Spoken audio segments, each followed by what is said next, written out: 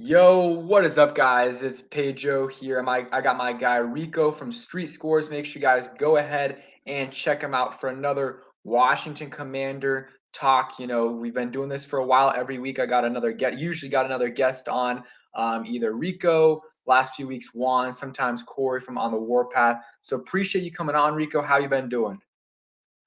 Good, man. Just can't wait for things to get right, man. Free agency coming up, top 10 cap space. Personally, been deep diving lost art, and I'm trying to get out of it and get back into some more football.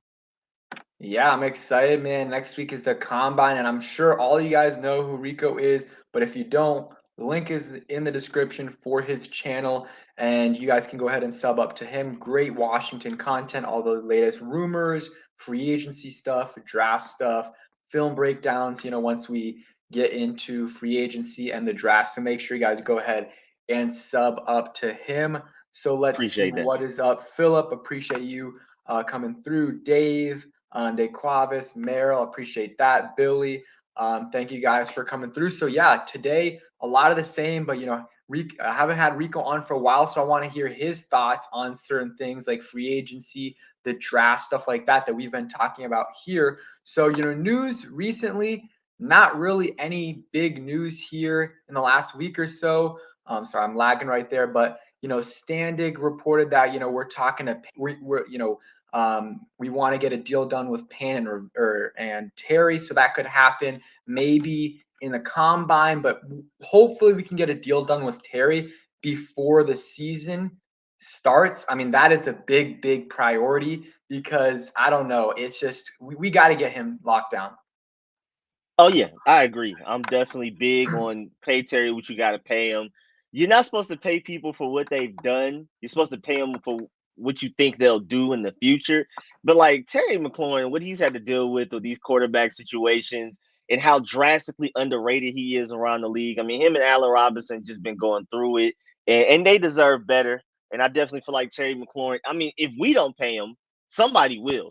There's even though like the general fan that doesn't really know football that well may not know Terry McLaurin's name, but the guys that really watch film, even non-Burgundy and Gold fans, know how good Terry McLaurin is. And so there's definitely GMs and coaches out there that's just like, if the Burgundy and Gold slip up and let Terry hit the free market, we're going to offer him big time money. And people may be surprised at first, like, where did this guy come from? Why is he getting top 5 wide receiver money? But and then they'll see that he'll go out there and perform. So I hope we catch him. Don't let him go because I love Terry McLaurin as well. For sure. And what's up, Jairus? We're going to talk about your guy, Desmond Ritter, a little bit later. He's starting to grow on me a little bit. What's up, Carv WYD, Billy, and everyone else? Jivon, sorry, I know I'm mispronouncing that. James, appreciate all you guys. Brian, appreciate you coming through. And he just put in Rico's link, so make sure you guys sub him up. Yeah, Terry is, I mean, you got to get him a deal done with him this season. I mean, it's a perfect time to do it because his production right now doesn't, in my opinion, match the type of player he is. Because, yes, 1,000 yards is great. It's really good for a receiver. It's like that benchmark to be a good receiver in the NFL. You got to have 1,000 yard season. But I think he's better than that.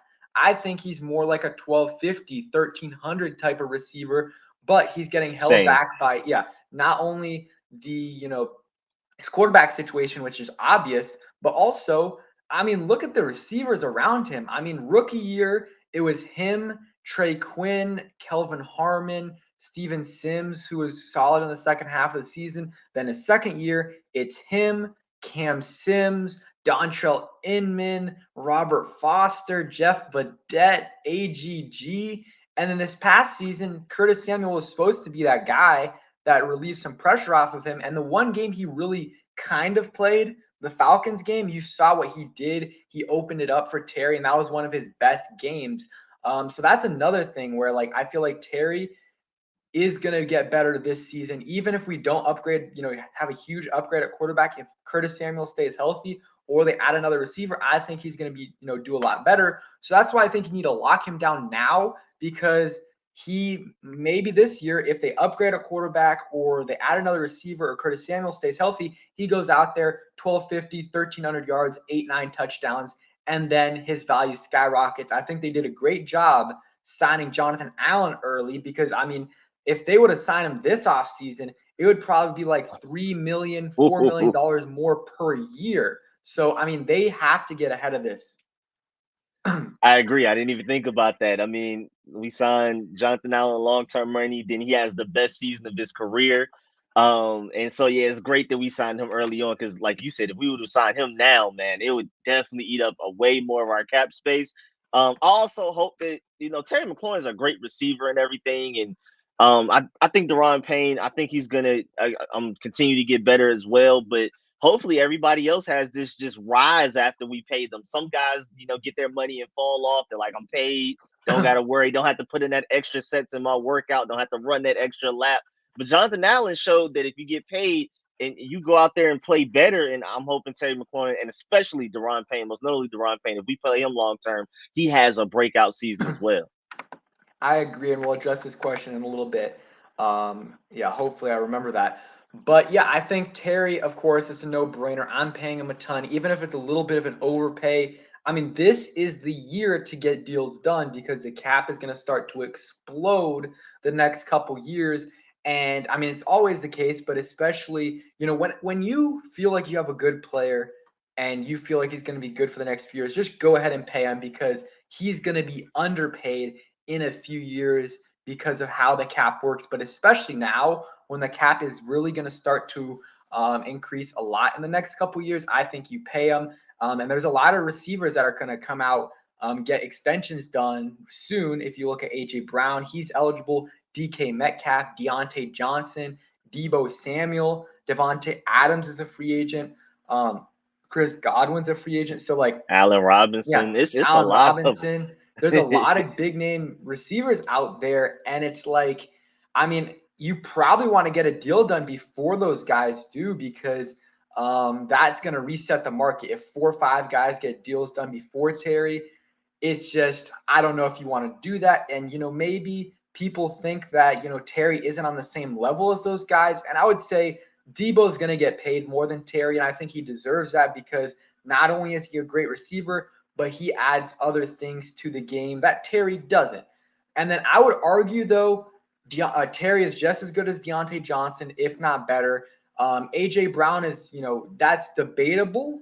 I think A.J. Brown's probably a little bit more talented, but I honestly, and this is biased, but I would take Terry because Terry is way more consistent. I mean, I feel like it feels like every time I turn on a Titans game, I see A.J. Brown make a big drop, and he's always hurt too.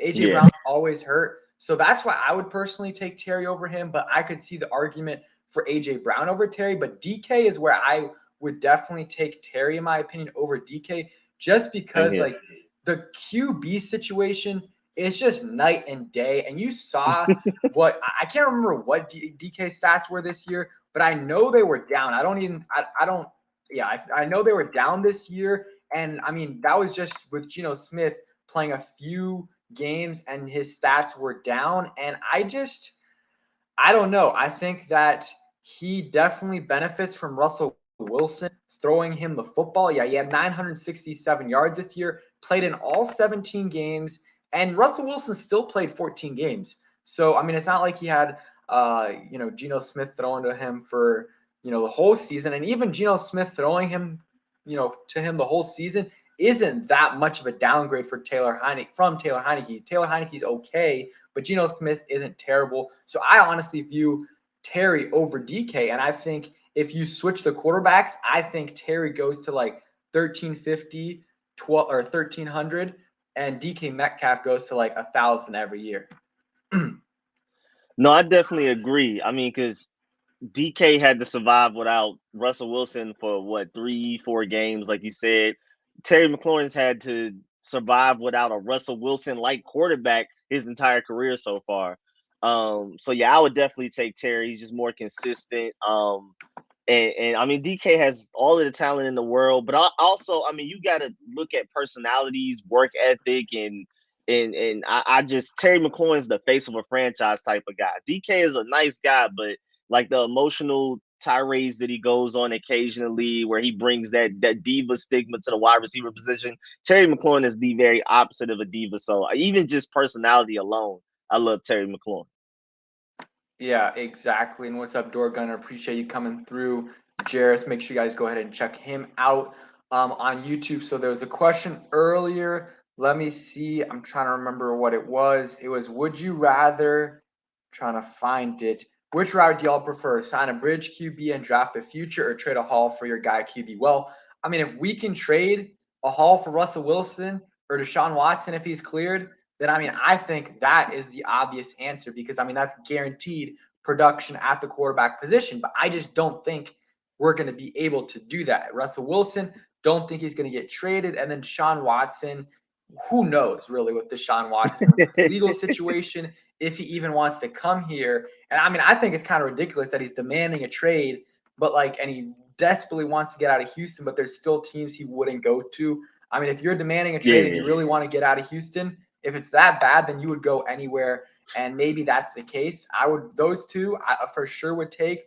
But you know, it is good if you can get a quarterback on a rookie deal, like because at that point, like I brought this up on DMV Sports Zone's channel yesterday, Nati, with Nati. Like you can win a Super Bowl with an average quarterback on a rookie deal. You can't win like you look at Kirk Cousins. You can't win a Super Bowl with him making $35, $40 million a year. You can't. And I mean, Kirk Cousins might be a little bit bad of an example because he was never clutch. Let's say Derek Carr. Derek Carr, you probably, unless you're on a super, super stacked team like the Rams, you're probably not going to win a Super Bowl with Derek Carr, especially now with him going to probably get extended, making $40 million a year probably. It's going to be tough to win a Super Bowl with him. But if you get a Derek Carr type of player in the first or second round, you can possibly do that because you're going to be paying him a few $1,000,000 a year, and then you're going to be able to use that money elsewhere before you have to pay the rookie or before you have to pay him. So, I mean, what are your thoughts on that, on the rookie scenario? Oh no, I super agree. I mean, Russell Wilson won his only Super Bowl during his rookie contract. Even Pat Mahomes won his only Super Bowl while he was still on his rookie contract. Once you pay the guy, even if they are elite, once you pay the guy, it's hard to pay everybody else around them. They're gonna have to carry the team. That's why the window for the Bills right now is kind of like, let's hurry up with Josh Allen because he's playing at an elite level, and eventually we're gonna have to pay him this huge money. And didn't they pay him or no? I thought they paid him. I'm not sure. Well, they already paid. Oh, then that makes it even worse. Now, I'm gonna look it now up. that makes it even worse. It's just really hard that even when you do have an elite quarterback, no matter how elite they are, if they're not on a rookie contract, it's really difficult. You have to be like the Rams, and even Matthew Stafford is not getting crazy money from what I remember. But like the Joe Burrow with Jamar Chase, they're two best players on rookie contracts. And so like now they're gonna have top 4 cap space. They're gonna be really good again because those guys are so cheap right now. Yeah, he signed a 6-year, $258 million Oh yeah, he contract. did. So I mean, Yeah. that's a big deal, but I mean, Hey, at if least they with have more money, they'll have more better players around exactly. But at them. least if you have one of those guys with you, you're guaranteed really to make the playoffs. I mean, unless your team is Yeah. terrible, you're gonna be making the playoffs and you'll have that chance to win. Like I totally believe that either Josh Allen or Patrick Mahomes, they're going to win a Super Bowl in the next couple of years. Like it's harder, obviously, to do it on your second contract, but it's still if you have a quarterback that good, you're going to be able to do it. But ideally, you win with a quarterback on his rookie deal. And I mean, I think with Rodgers, was he on his? No, he wasn't in his rookie deal. I don't think, right? Or was he? I don't remember. I'm not sure, but I don't I remember mean, that. they haven't been in the Super Bowl since then. It's been a long time with Yeah. one of the best quarterbacks in the league. The only guy that can do it is Tom Brady, and that's because he's a GOAT and he takes pay cuts. Yeah. So I mean, you got to do what you got to do. So I mean, it's definitely. I mean, it's interesting. If one of those guys, Wilson or Watson, you're able to get him, 100%, I'll go ahead and get him because I mean, even the goal, of course, is a Super Bowl. And those guys get you super close to a Super Bowl. But even if they don't, they're gonna get you, consistently in the playoffs and get us, at least in the second, maybe even third round of the playoffs, which we haven't won a playoff game since 2005. Like, that's so embarrassing. Like, let me get there first. I want to see that. And once we start doing that consistently, then that's when we get hungrier and we're like, okay, we got to get a Super Bowl. Gunner says, and even more Bengals. related. No, go ahead. Go ahead. I was just gonna say, even more related to like Ron Rivera and Dan Snyder, you get a quarterback that, I mean, even just his name or the excitement behind him, you sell tickets. You fill the stadium back up. We're no longer playing away games in Maryland. It provides hope to the fan base, and also like since we've been losing a lot lately, there's not a lot of just young Burgundy and Gold fans around. Like usually, if you're a Burgundy and Gold fan of a certain age, like if you're like 20 something years old or younger, you're from the DMV. It's really hard to be born into a Burgundy and Gold fan and you're from somewhere like California with as much as we've been losing lately. So now we're about to have a generation of less Burgundy and Gold fans than we're used to seeing. Because right now we're everywhere, but that's because of our history with the 90s and the 80s. But I mean, the next 20 years, if we don't start winning, we're going to become one of those. It's going to be hard to find another Burgundy and Gold fan in another city type of thing. Yeah, I agree. They got to start winning soon. Let's see. James said, or no, Door Gunner says the Bengals aren't making another Super Bowl. I'm not going to go that far because I mean, yes, it's going to be hard because they're going to have to go through Mahomes, Allen, Herbert. But here's the thing: they made a Super Bowl in Joe Burrow's second year, and they still like their core is pretty young. Jamar Chase, Joe Mixon, Burrow, of course, Higgins, and then on defense, Logan Wilson. They got some guys there on the defensive side of the ball that are young as well, and they've got cap space to address their biggest position of need, and that is their offensive line. And Joe Burrow is going to be going into his third year, so like he's going to consistently improve. So I'm not going to. I mean, it's going to be tough, but I'm not going to go that far to say that they're not going to make another Super Bowl because they have a top 5, top 7 quarterback in the NFL. I think that's safe to say, no doubtly top 10 quarterback in the NFL, and he's only in his third year now. So he's going to consistently improve, and he'll be one of the best quarterbacks in the NFL for the next decade. Dave and DC, really, really appreciate the $20 donation, man. Really, really means a lot, and appreciate you always supporting the channel.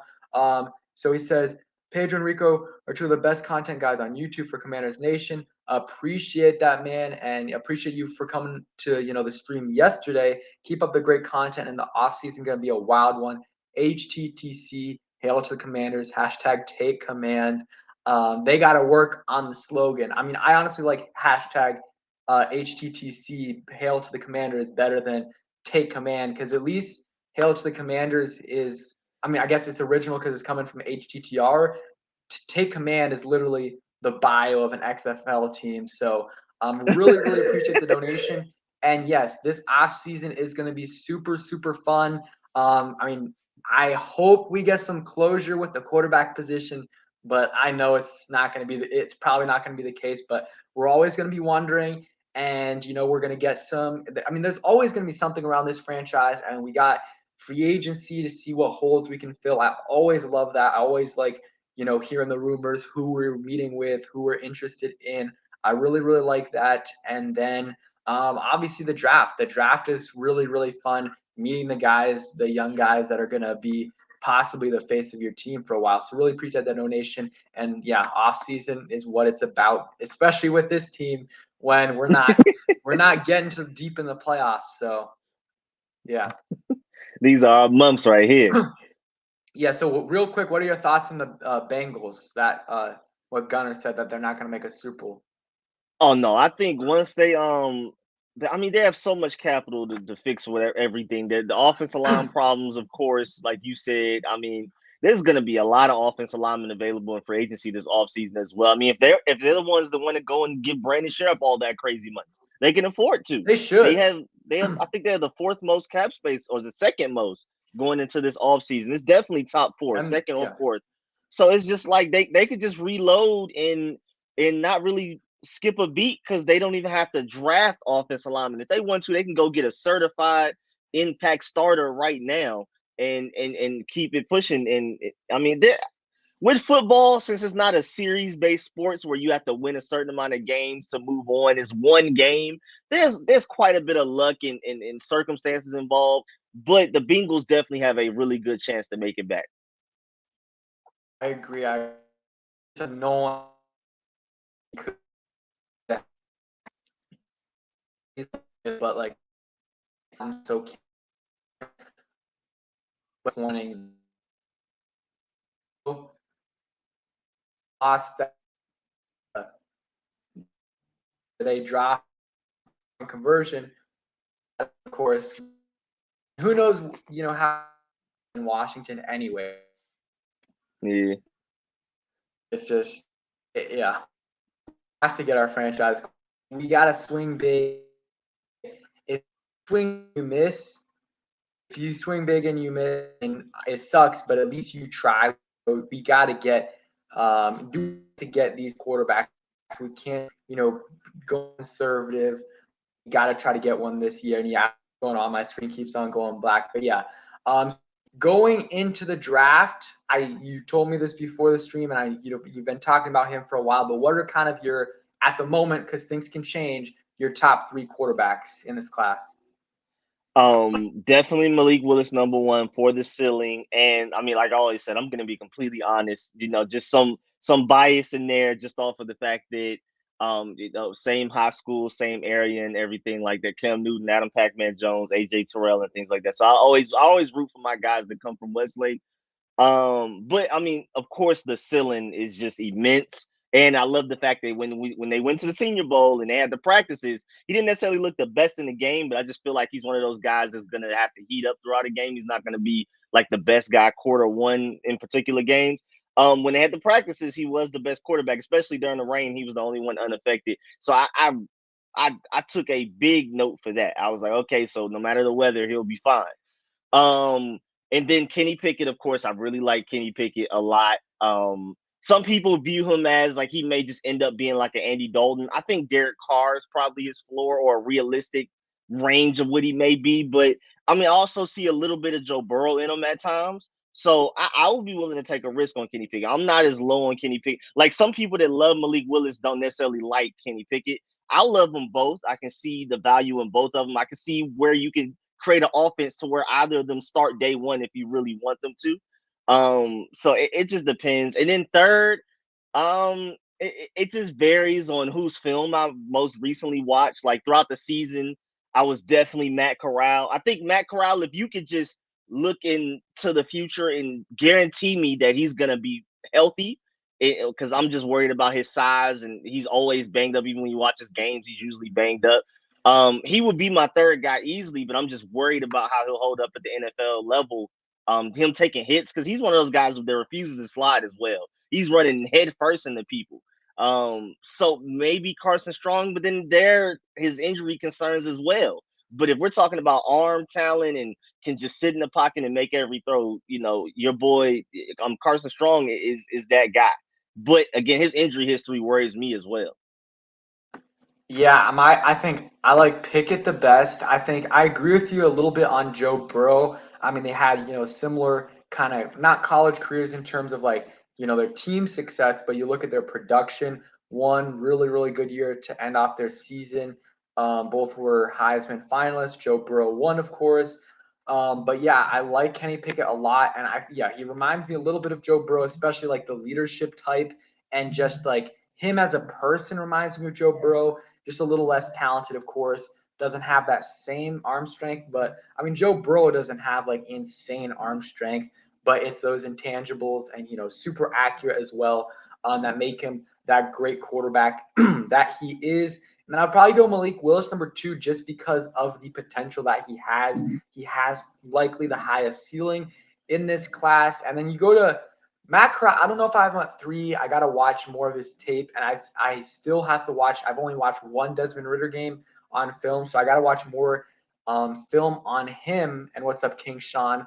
But the thing with Matt Corral, it might take him a little while because it seems like the offense that they run isn't really like an NFL offense because like his passes, like he doesn't really go through his progressions. He doesn't have, doesn't go through his reads. It's right away. He knows who he's throwing to. Really, quick game stuff, a screen or a slant real quick. He knows who he's going to, and it's not really his fault. That's what the offense is. But in the NFL, it's not really how it works. You have to go through your progressions a ton. It might be two guys that you're looking at, but still, that is something where it might take them a little while to adjust. Any thoughts on that? Yeah, I agree. I mean, I agree because you're gonna have to learn how to command the offense. I mean, even just simply like little things like when you pre-snap, IDing potential blitzers and changing protections at the line of scrimmage. But at the same time, I do feel like the NFL is starting to adopt a lot more college-like play styles. Like you see success with guys like Jalen Hurts. I mean, coming out of college, I mean, he's still pretty inaccurate in the red zone as well.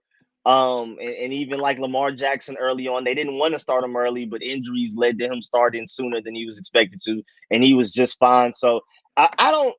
I mean, of course, you got to look at the fact that guys are raw and they didn't run a very complicated offense. They didn't run through progressions. They didn't do a lot pre-snap and things like that. But I feel like NFL offenses are doing a better job, especially like offensive coordinators specifically, of taking exactly what the quarterback did in college and bringing it to the NFL, and just gradually bringing them along and adding a player two of theirs from college into their offense they start off with, and then starting to add more mature things later on as they start to develop.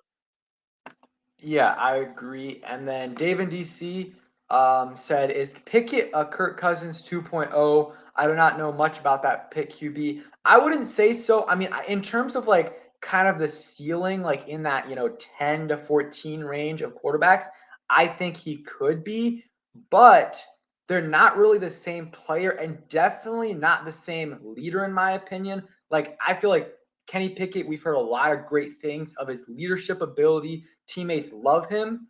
And that is one of, in my opinion, Kirk Cousins' biggest weakness. Like, he's not that big leader in the locker room. And, some teammates don't even like him that much. He doesn't get the respect from his receivers like Pierre Garcon and Deshaun Jackson. I mean, that's come out numerous occasions about how they didn't really respect him that much. So, I mean, like, in that aspect, they're very different. I think, that's one of the big bonuses. And Pickett, in my opinion, much more mobile. And if you're just looking at the stats, that might not show it, but like he is super, super mobile. Like they don't use him on that many design runs to the outside. Usually when he's running, he's under pressure or it's just for a couple yards. But for a third down conversion, but he's mobile. He throws on the run really, really well. I mean, like it's sometimes like he doesn't even need to throw on the run, and he'll just run out there and like jump up and throw it. And I mean, it just seems to work for him. I mean, he's able to do it pretty well. So I like Pickett, pretty accurate. Needs to work a little bit on the deep ball. But I guess the cons again, the deep ball a little bit, the small hands, which again comps him a little bit to Joe Burrow, who had very small hands coming into the draft. I think Pickett's are a little smaller. We haven't gotten the official measurements yet. That'll come next week. But any thoughts to what Dave was asking? Yeah, well, first of all, I completely agree with you with the differences between them. Another difference I would like to add is that, our biggest pet peeve with Kirk Cousins was that he didn't shine in the biggest games, like fourth quarter or Monday night, Thursday night, or the game to win so that we can make it into the playoffs, where when he had like his worst games. Anytime we went into overtime, interception against the Falcons game, losing interception. I remember that vividly. And I think Kenny Pickett will be just the opposite. From what I've seen so far, it seems like he plays his best when it matters most. He even played pretty well against the better defenses that he played against on his schedule this season. So he's just one of those guys that's willing to rise to the occasion, where Kirk Cousins was the exact opposite. As long as we were going against a mid-tier below team, he looked like, potentially a franchise quarterback. Like, yeah, I can make an argument for paying this guy. Once we went against a really good team or the lights were bright and we really needed to win, was when he had his worst games. For sure, for sure. And yeah, you can't win with Kirk at like 35, 40 mil a year. It's just Not going to work. Never. And let's see, Tyrone Williams, really appreciate the $5 donation. Says, I ain't like the name at first, but I love it now.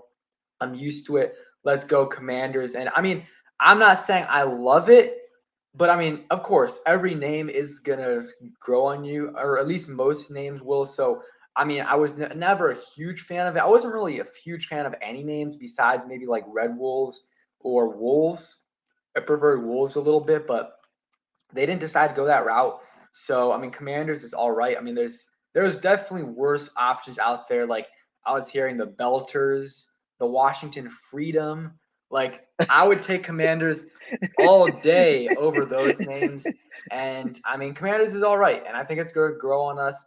And of course, everyone says it once they win, no one will care what the name is. And at this point, I don't really care that much about the name. The name rollout process was a little bit not it wasn't great, which underwhelming because they had almost 2 years for it. Like they messed up the logo, which you have on right now. Like, come on now, like you had a year and a half and you didn't know what the dates to put on. Like you didn't ask anyone outside of the organization. Like that to me is like, come on. But like, I'm not gonna make a huge deal out of it. The uniforms, all right. I mean, what are your quick thoughts on the uniforms?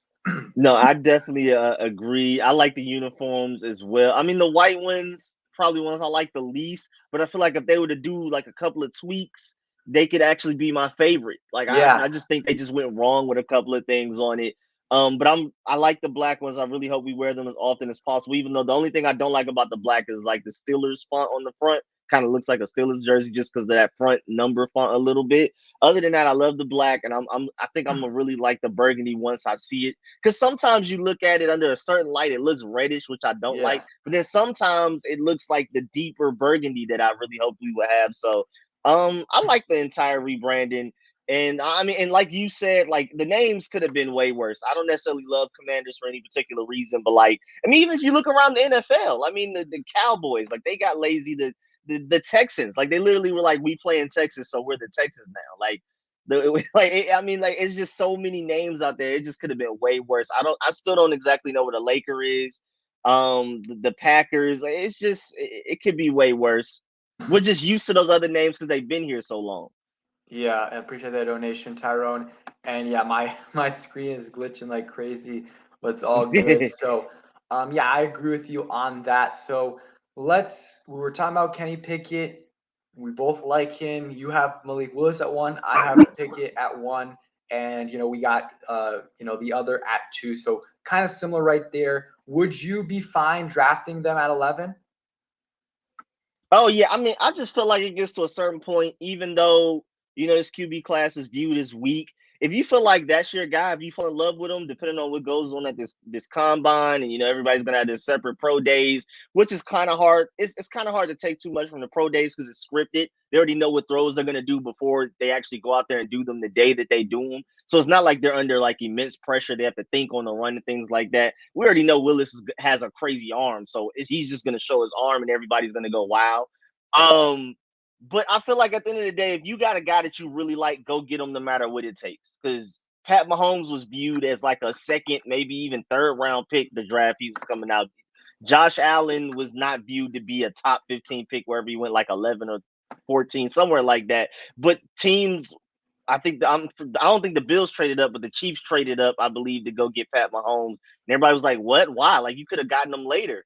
And so, like, even if we have to trade And up, even they though I prefer not to, you got to do what you got to do. And the sorry to cut you off. The Chiefs Mm-hmm. traded from like 27 to 10 to get Mahomes. So like, Yeah, you got to do what you got to do, and like, you can't like trade back and get a quarterback. Like people are saying no, people are saying, oh, maybe you could, because I don't like any of the quarterbacks. Maybe we could trade back from 11, maybe into the 20s, and get a QB. To me, if that happens, I would be real not like no matter who the QB is, even if it's Kenny Pickett or Malik Willis, I would not feel good if we traded from 11 to get agreed. Malik Willis at 25, even if I didn't like Willis or if I liked him, because you trade up to get a QB. QB is the most important position in the league, and you do whatever it takes to get him. And if you're trading back like if he's there at 11 and you trade back to like 19 and you go ahead and get him, that just shows that you didn't want him. Like you Yeah. didn't really want him because you were willing to trade back 8 spots at the most important position and risk not getting that guy. So if that happened, I would be like, this is really concerning because they don't love this guy. They don't even probably like him. Yeah, So it feels like it's just we said we yeah, were gonna get a quarterback. Might as well. Yeah, he's still here. exactly. Whatever. Exactly. And you know what? A lot of people bashed Ron Rivera last offseason in the draft for not getting a QB. I never did because I mean, you look at it, couldn't get Trevor, obviously, Zach Wilson, Trey Lance, all those three out of the question. Then you look at Fields. Yes, it was possible to get Fields, but they were gonna have to trade up to probably 8 to get Fields just because of they weren't going to be able to trade in the division. And people are always like, they could have just traded with, the top 7, top 8 team. Well, here's the thing: it takes 2 to tango. Like, if the other team has a great player there, they probably don't want to trade that pick back. So who knows if Washington even had the chance? Like people are also saying, they could have gotten Mac Jones. Well, the teams in front of them, maybe they didn't want to trade. Like I'm 100% sure the Chargers weren't looking to trade back because Rashawn Slater was on the board for him. Like there wasn't a lot of things that they would do and trade back with because I mean they had their guy who they probably would have taken at like 6 or 7, and he's there wherever they were picking. So it takes 2 to tango, and even I mean, I'm not so far in the rookie year. I'm not really that impressed with Fields, and that was really the only guy they could have gone. Jones, I liked what Mac Jones did in his rookie year. He was good for a rookie, okay overall as a quarterback, but he was in a good system for him. Some solid pieces around him. Not great pieces, but especially the coaching in a great system that they're going to get them prepared. I don't know if he's going to would have been able to do that here. But he was really the only realistic option, in my opinion. And if you don't love a quarterback, I don't want you giving up a first round pick to go get him. So wait for this class and try to get one. And that's when like this year they really have to do it. Like they have to go after a guy in the first couple rounds. Like I really, really believe that.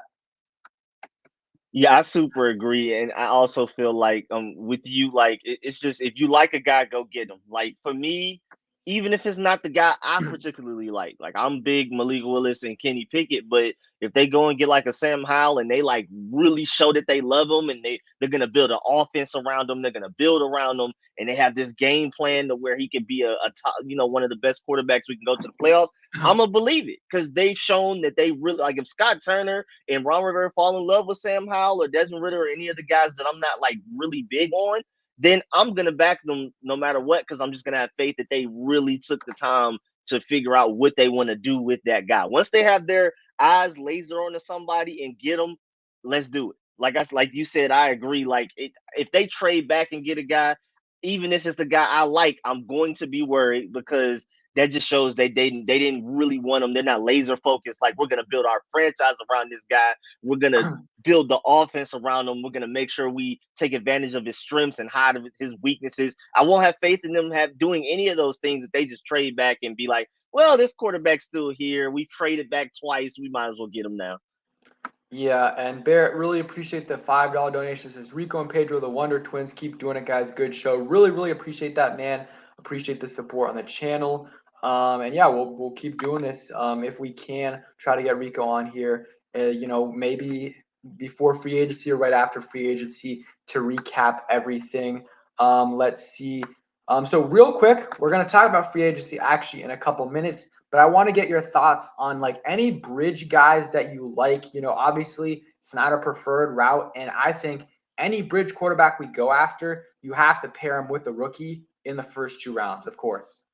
Yes, I completely agree with that. Whatever bridge guy you get, you're still taking quarterback first round, second round at the latest. Yeah. For me, I mean, I feel like I'm more so concerned about how much money they would make. But if everybody's making similar range money, equal money, my guy would probably be Jameis just because, like, once he limited his turnovers, he actually looked pretty good against the Saints. I mean, we saw him look good against us.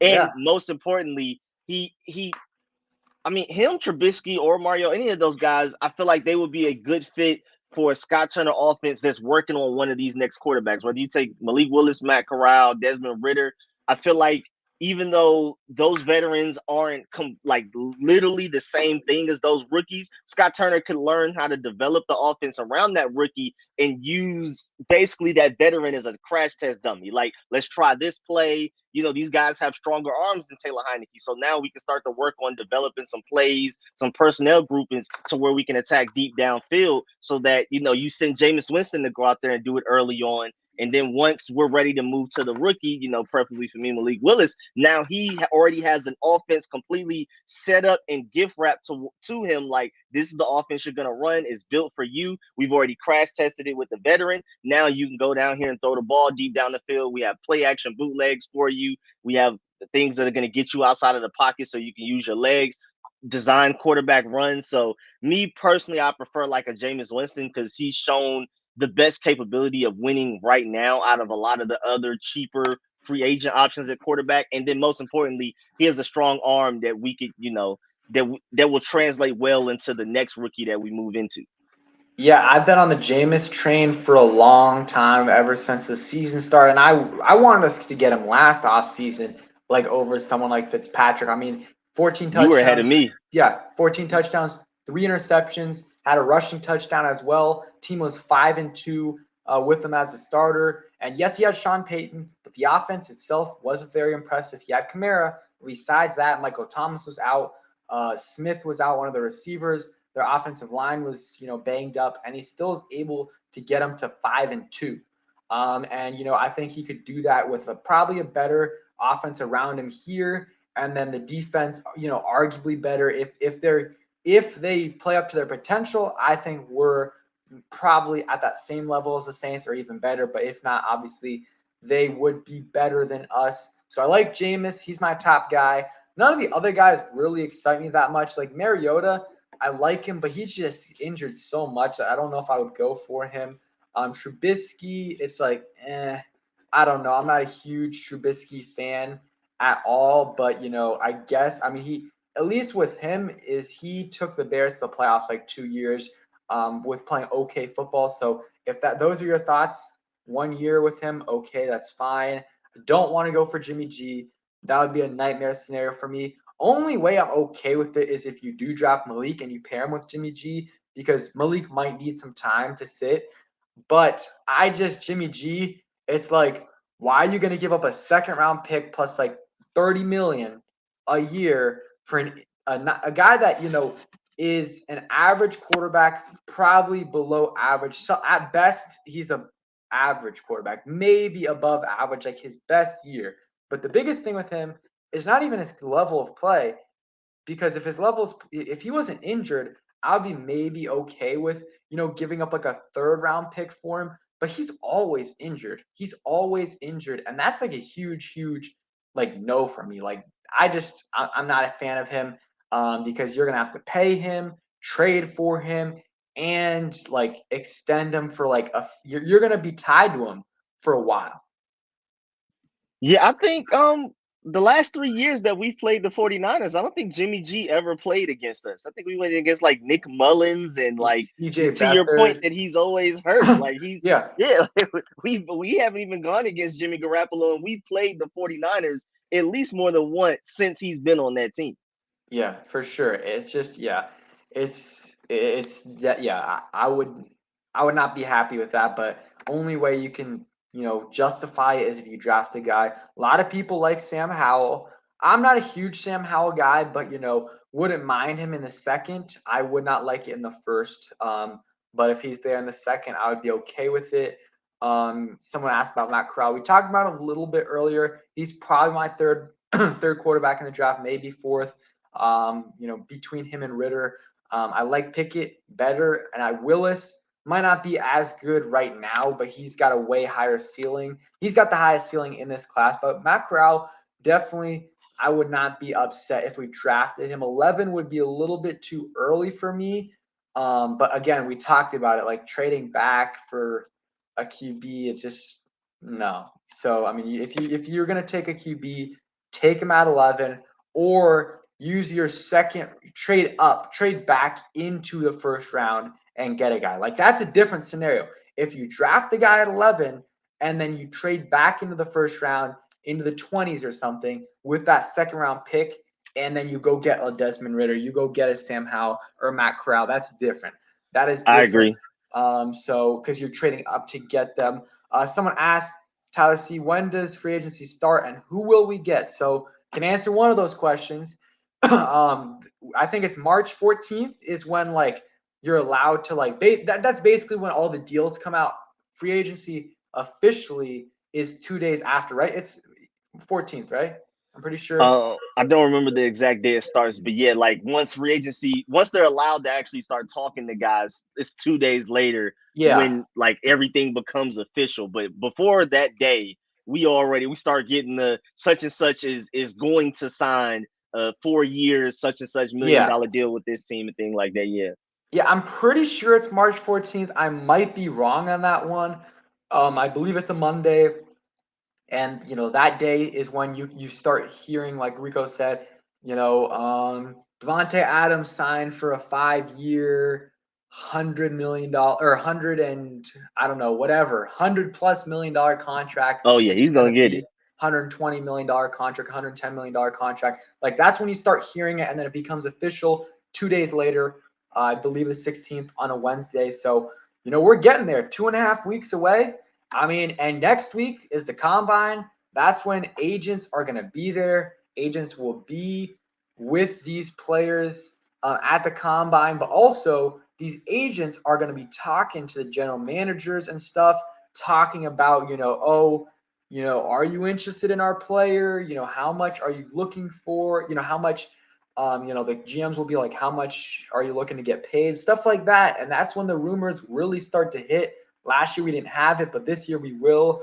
So now on to who we will get. And Beast Mode says March 14th. And then Dave says, in free agency, how many positions do we need to address? So, I mean, our major holes, obviously quarterback. I don't know if that'll be addressed in free agency. I assume it will be a little bit, unless we get a big name QB. But biggest holes, receiver for me is a hole. Middle linebacker is the biggest hole besides QB. I go middle linebacker, receiver is a hole, free safety is a hole. I think, if we bring back Bob McCain, it's not a huge hole. It's just like, we probably need some depth there. Maybe a guy that we can develop, because Bob McCain is not a long-term answer. But if we don't re-sign Bob McCain, obviously it becomes a huge hole because we really don't have anyone else there. So that's something to keep in mind there. And then some low-key holes, and I might make a video on this. I think interior offensive line depth is, something that we need to work on. Like, because, we got Eric Flowers at left guard, Chase Woolley at center, but who knows? He's, he had a serious injury. So, he might not be fully back. I think he will be, but you never know. And then Sheriff is likely leaving. So you're going to have Wes Schweitzer, maybe Sadiq Charles there. But, I mean, you can either sign a big name guy that, not like a big name guy that's going to get paid 15 million, but maybe a guy that, in free agency that's a good starter in this league. You can get these guys late in free agency. I'm not saying the first few days, but like the next month after the draft, or maybe a couple weeks after free agency, for a few million that are really good starters. You can do that. Or they can draft a guy in that sweet spot, I think, in the draft in the third, fourth round, a guy that you can, start right away maybe, or sit back and develop for a couple years at the guard position. I think that is an underrated need. And then maybe some more depth on that D line at the edge rusher position. Yeah, I definitely agree. I feel like middle linebacker is the biggest need, but sadly, that's the position you could argue has the least answers this free agency period. Whereas like guard and receiver, there's a lot of them. There's plenty of guards and receivers everywhere. But linebacker and quarterback is kind of rough out there. But yeah, I agree. Middle linebacker, of course, outside of quarterback is our biggest need. For me, my favorite possible linebacker that we could get would be AJ Johnson from the Denver Broncos, but he's coming from the Vic Fangio defense, was definitely different from Jack Del Rios. But I mean, we're in nickel quite a bit anyway, and I think he could fit with that. But that would mean like any point in time, we only have 2 linebackers out there. That means somebody like Jamin Davis, more than likely, who we just spent a first round pick on, will not be in the game as often as we would like. Yeah. And that's like for me, that's why I'm like the more I'm thinking about it, like the more I'm hearing about like, the percentages of time we're in like in the base defense and how many linebackers we have on the field, the more I'm thinking Landon Collins might be gone because you got Jamin Davis and Cole Holcomb as your outside linebackers. Mm, Landon Collins is not a middle linebacker. nope. He's going to be playing on the outside, big nickel. There's going to be very few times where all three of those guys are going to be on the field at the same time, like maybe like 5-10% of the snaps. So, like, unless Landon Collins agrees to get paid $5 million a year, I'm not keeping him. I would try to not get him to get a pay cut and a contract restructure. So give him a little bit more money up front so you can lower that cap hit. That's me because I mean, like you said, Jamin Davis and Cole Holcomb alone, they're not going to be on the field the whole time. Just the two of them. You add Landon Collins, and it's a whole nother mess. Linebacker, though, I agree, it's a need. Some guys I like in free agency, the Atlanta guy, I need to learn how to pronounce his name. You got to put out that guide in free agency about the names because his name is crazy. Not only the first name, but the last name as well. Leighton Yeah. Vander Esch, I think, would be an okay option. And then, you know, and then you go to the draft. I know you probably like your guy Nakobe Dean, of course, from Georgia. I don't know if I would draft him at 11 just because like Mm. you go, and I'm happy you're in agreement with me on this because back-to-back linebackers in the first round, and I like Nakobe Dean, but I don't know if he's worth that 11. And also, like Cole Holcomb, he's a vet, but he's still going into his fourth year. Jamin Davis is going to be going into his second year, and not only his second year, but like he played 1 year in college and is going to be going from middle linebacker to outside linebacker. So he's still super raw. And then you get a rookie signal caller in the middle.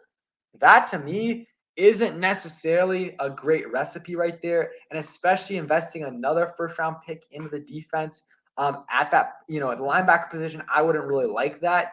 I like Nakobe Dean, and that's a scenario where, hey, if we trade back into the 20s, okay, I'm fine with it. Not my preferred, pick, but I would be okay with drafting Nakobe Dean in the 20s because you're going to get Dean. He's a good linebacker, but you're also going to get assets. You're going to get another first round pick plus that I would be okay with, but not at 11. And some other guys I like, Chad Muma out of Wyoming, like him in the third round if he's there, but maybe if you trade back in the second, I would like him. I would be fine with that. But Nakobe Dean at 11, I don't know if I would do that.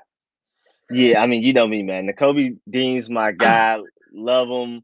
I wish him the best, but I don't see him coming here. I don't think he's worth taking at 11 either. Because our biggest problem is like having a middle linebacker that can stack and shed against guards and centers. Nakobe Dean is going to be an excellent blitzer. You remember with was Zach Brown or whatever he was. He's going to Oh bring yeah. that. He's also going to bring the crazy sideline to sideline. He's going to bring you the coverage ability. He's also going to be the guy that's smart enough to call plays. But literally what we exactly need, and I mean, of course, if we would just somehow end up with Nakobe Dean, of course he would help us.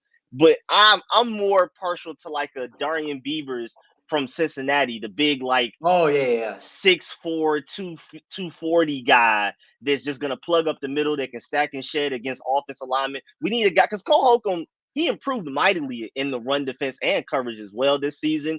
But I still want a guy that can just go up there and fight hand to hand with offensive linemen and move them out the way and make a play at the line of scrimmage rather than 2-3 yards down the field.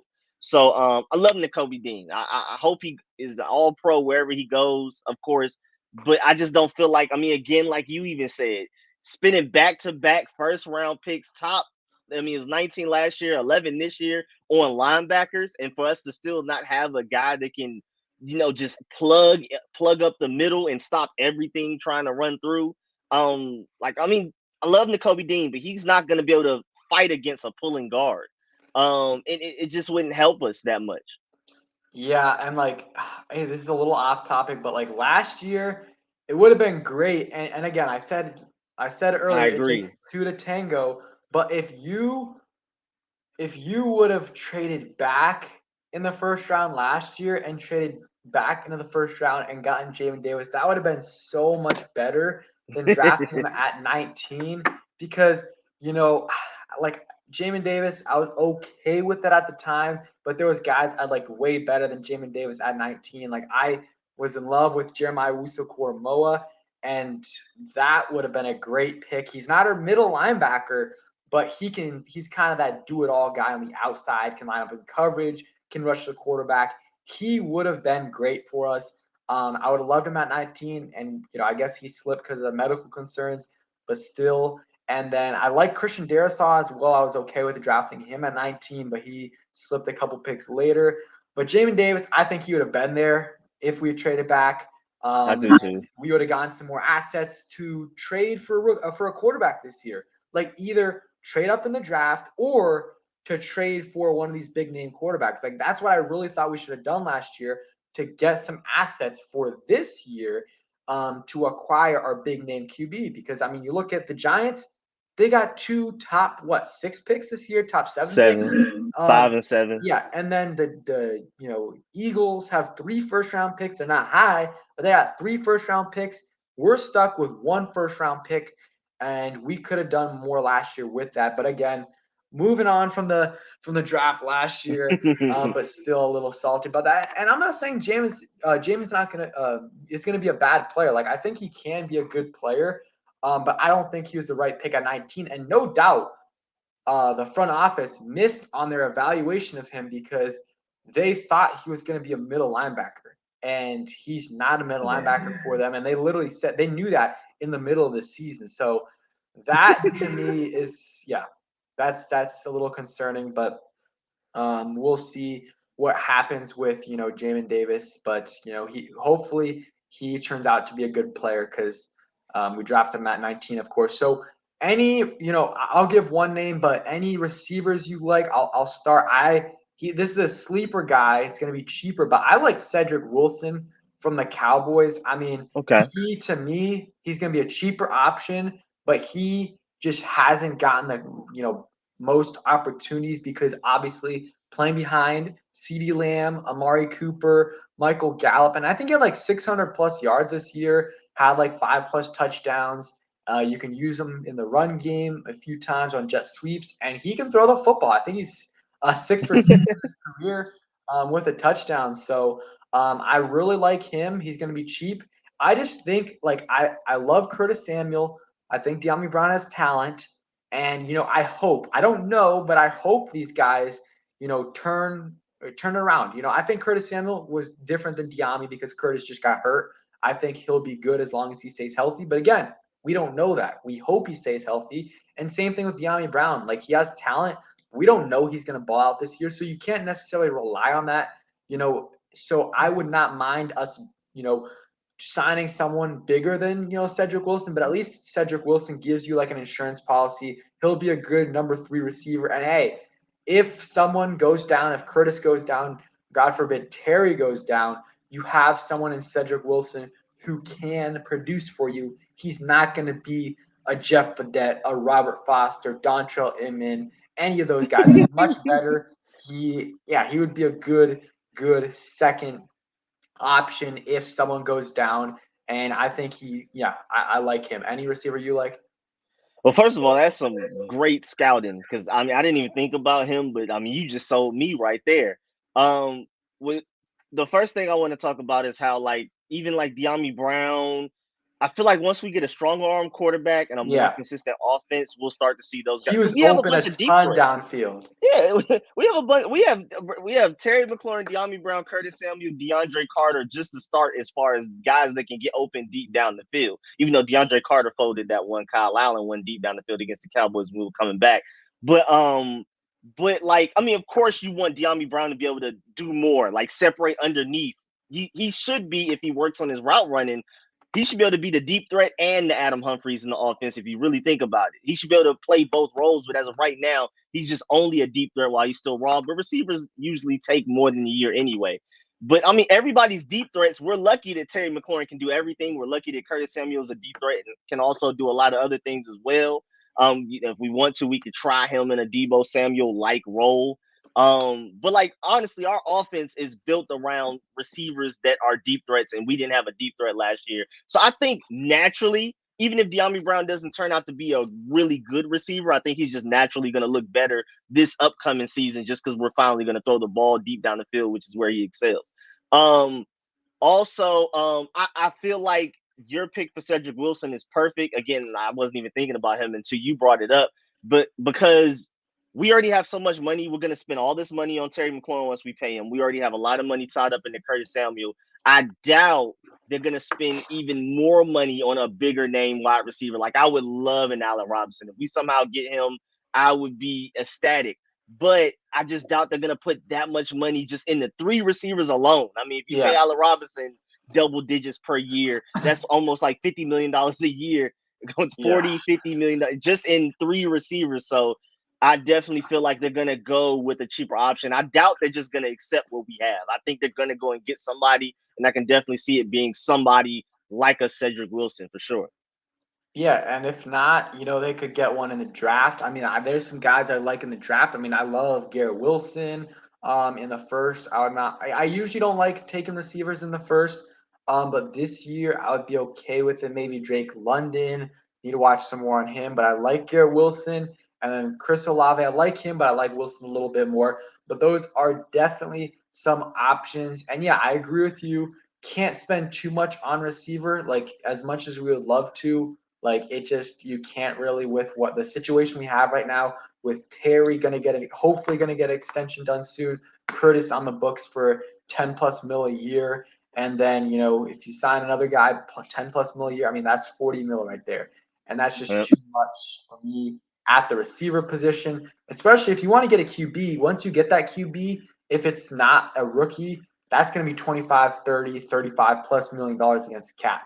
So you're not going to be. That's one of the advantages of not having a QB under the books or a franchise QB. That's I mean, some teams have a franchise QB and one that's not in his second contract, which is the best scenario. But we don't have a franchise QB, so that's why our cap space is up every year. Like obviously, we've done some good things in terms of managing the cap, but like at the same time, it's because we don't have a guy under contract for $30 million a year. So some of these teams have a guy under contract for $40 million a year. That's why they're under the cap or over the cap. So I mean, that's just something that we have to keep in mind. We got to save a little bit for not only those extensions, but the if we sign a quarterback as well. What's up, Vance, Billy, Rockman? Yeah, I agree. I like Cedric Wilson here as well. My dog Anthony Edwards is on it with the George Pickens, man. I think he's going to end up being a really good receiver. You could argue most talented receiver in the class, but we didn't get to see him this past season. I mean, he's easily the best receiver Georgia's had since AJ Green. I don't even think it's close. You could argue if we're talking about like just route running and everything and his strength, his alpha dog mentality, if I had to choose him or AJ Green, both fully healthy, I'd probably take a Pickens. So I think somebody's gonna end up getting a sleeper outside of the first round that's gonna end up being like how Terry McLaurin was in the 3rd round. I think George Pickens is gonna end up being that for somebody this draft. I hope we're one of them, but we'll see.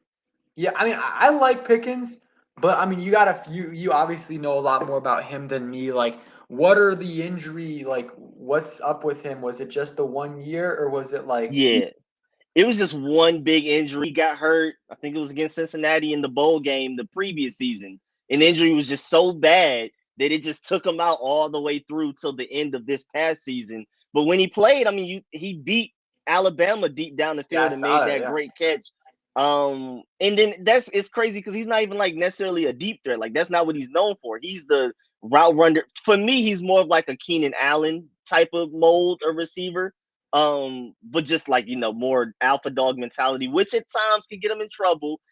He doesn't have off the field concerns per se, like you don't have to worry about weed, DUIs or anything like that, but you do have to worry about on the field he might end up getting into a fight.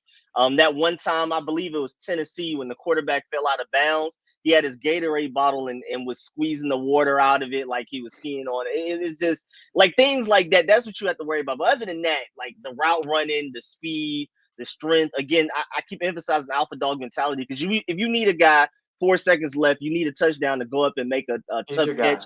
He's the guy. Like he wants it to come his way. He's one of those guys that He like, please throw me the ball. Do not trust these other guys. Let me be the one to make the play. He's that talented. Now, I think somebody's definitely going to get a sleep. We'll see. Yeah, and this is off topic, but you brought it up not really a little bit with the character concern. So with Malik Willis, it's just one thing that concerned me with him is I saw a quote. I don't know if you saw this, but it was about his time in Auburn, where he was like, I thought I was going to get the starting job, so I didn't really. Or it was something like he didn't like really want to try. He didn't really think he needed to try much and compete against Bo Nix.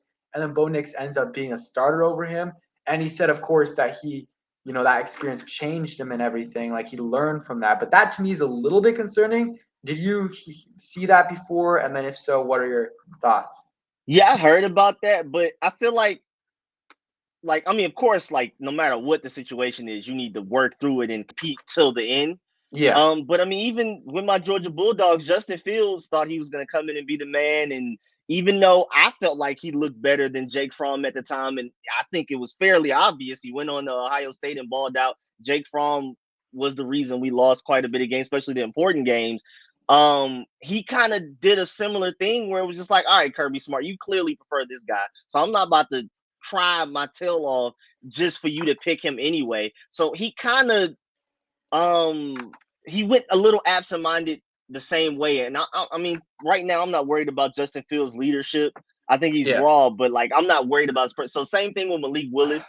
I'm not too worried about his character. They actually say they love him. Like around the Senior Bowl, Oh yeah, I they heard said the he same was one thing. of the like he was just charismatic. Like he's already has that face of franchise speech where he's not going to talk literally how he talks to his friends, of course, in front of like the NFL media, but he does add a little bit of charisma there and joke around. And like I remember at some point in the Senior Bowl, he said good morning and nobody else said good morning. Then he made like a joke about it, and everybody else was happy and the reporters. So I'm not too worried about that. But again, I agree. Like, no matter what the situation is, you need to try your hardest. Even if Bo Nix is clearly going to be the starter, no matter what you do, you need to still go out there and show that, like, put in the work. And maybe if he continued to put in the work, maybe he ended up on a better team than Liberty when he transfers. But since he clocked out and was just gave up basically on the situation, maybe that's why he ended up in Liberty. Yeah, because I think he said he thought he was going to be the starter over Bo Nix, so he didn't really need to put that much work in. But I think with him, I don't think it's a huge deal. But I would in the interviews, like Oh yeah, for I sure. am going to throw that at him. I need to know, and I'm sure he's going to have an answer prepared, but I need to grill him about that. And I want to hear what he has to say about that. Like, that's the biggest thing for me with Malik Willis or in the interviews. Like, that's what I'm going to be asking him. But yeah, I think the character, I think it's like that was the only concern for me. It's not really his character, I guess. I mean, it's just more like, what happened at this time? Like, why did you allow this to happen? Yeah, so I mean, I think hopefully he's grown from that and he's all good. But I think that is something you definitely should ask him in this or in the For interviews sure. for the draft process. So that's gonna about do it for today's stream. Really appreciate you coming on, Rico. Make sure you guys all sub up to Rico. He's on the road. I think you're a few hundred away from 12K. Getting Yes, to sir. 12K. Sub him up, follow his Twitter, everything like that. Also sub me up too. I'm close to 7,000. So yeah, appreciate you coming on, Rico. It was a blast, and appreciate everyone else for coming through. Beast Mode, Antonio. Yeah, I put up a poll also for which QB would you guys draft, and we got 86 votes. 60% said Willis, 40% said Pickett. So not too far away off right there. So appreciate you guys coming through, and thanks Rico for coming on. See ya. See ya, Rock Thank and you, Roll. man. Yep, thanks.